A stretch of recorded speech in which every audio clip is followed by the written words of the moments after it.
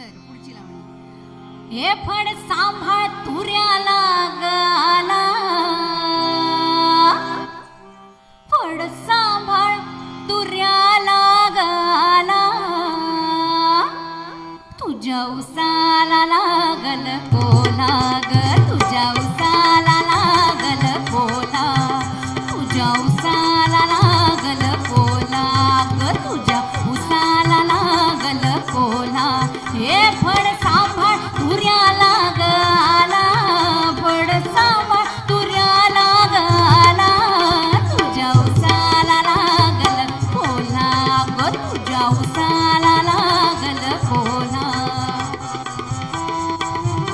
आता ह्या लावणीत काय कोरसचा खूप मोठा वाटा आहे आणि तुम्ही सगळ्या शिकताय, तर तुम्ही मला कोरस द्यायला पाहिजे. तुमच्या गुरु कदाचित तुम्हाला लावणी कदाचित शिकवणार नाहीत कधीच, पण तुम्हाला मला कोरस द्यायला लागेल. त्यासाठी प्रॅक्टिस करावी लागेल.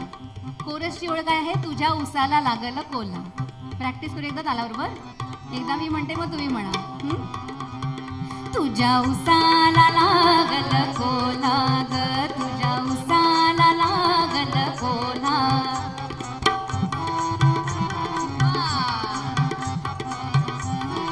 प्रत्येक वेळी जेव्हा मी तुमच्याकडे हात करेन तेव्हा तुम्हाला हे कोरस म्हणायचं आहे. ठीक आहे? जोरात आला पाहिजे. लावणी म्हणतोय आपण आणि तुम्ही एवढ्या सगळ्या जणी आहात, त्यामुळे तुम्ही सगळे पण म्हणू शकता. आपण सगळे मिळून ही लावणी म्हणूया. काय वाटतं? प्रॅक्टिस करायची का एकदा सगळ्यांनी मिळून? तुम्ही सगळे म्हणणार? खूप लोक आहेत बरं का. हो किंवा नाही काहीतरी तुम्ही जोरात सांगा मला. म्हणणार? प्रॅक्टिस करूया. एकदा मी मग तुम्ही. तुझ्या उसाला लागल कोला ग, तुझ्या उसाला लागल कोला.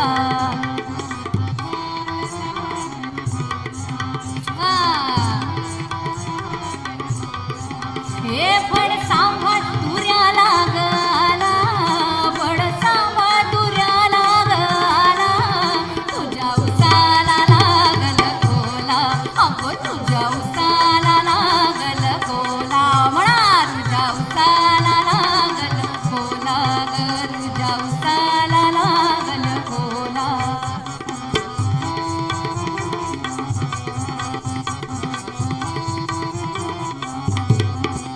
मूळ जमीन काळ सोन, त्यात नामांकित रुजलं बियाण. मूळ जमीन काळ सोन, त्यात नामांकित रुजलं बियाण. तुझा ऊस वाढला जो मान, तुझा ऊस वाढला जो मान.